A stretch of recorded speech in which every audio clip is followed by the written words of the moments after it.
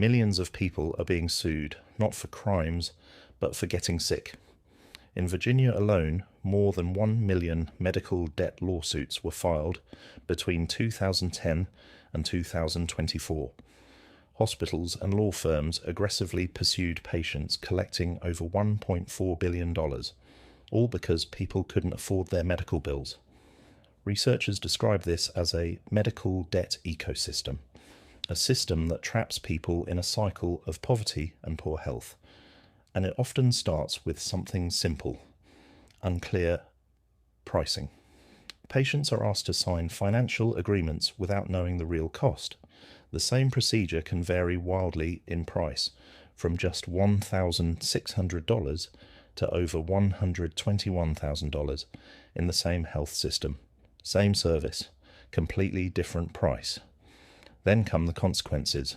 Hospitals filed nearly 1.2 million court cases, making up over a quarter of all debt collection lawsuits in the state. For many patients, this leads to wage garnishments, frozen bank accounts, and financial collapse. Over 400,000 people had money taken directly from their wages or accounts.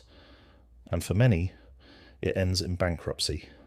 In fact, around 65% of bankruptcies are linked to medical issues, from hospital bills to lost income during illness. But the damage doesn't stop there. Because of high costs and uncertainty, millions of people avoid seeking medical care altogether. They skip prescriptions, delay treatment, and avoid seeing specialists. Healthcare becomes a financial risk instead of a basic necessity. For low-income patients, the situation is even worse.